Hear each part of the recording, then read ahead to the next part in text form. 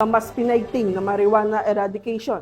Nasamsam ang mahigit 3 milyong pisong halaga ng tuyong dahon ng marijuana sa loob ng isang sasakyan sa La Trinidad, Benguet. Ang buong detalye ng balita mula kay Patrolwoman Mayra Beral. Ng mga otoridad ang humigit kumulang 30 piraso ng tubular na tuyong dahon ng marijuana sa isinagawang operasyon sa loob ng isang nakaparadang Toyota Fortuner sa Barangay Road, Housing Phase 2, Upper Wangal, La Trinidad, Benguet. Ito lamang ika-3 ng Hunyo, taong kasalukuyan.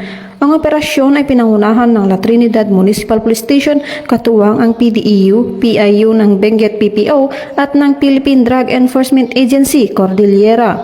Ang mga kontrabando ay tumitimbang ng 30,000 gramo o 30 kilo at tinatayang nagkakalaga ng 3,600,000 pesos.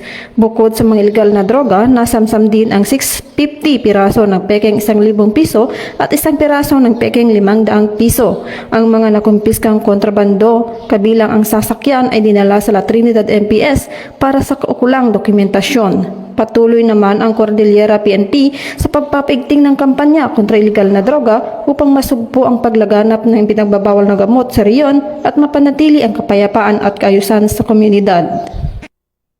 Mula dito sa Baguio City, ako ang inyong PNN correspondent, Patrolwoman Mayra Beran, alagad ng batas, tagataguyod ng Balitang Pulis.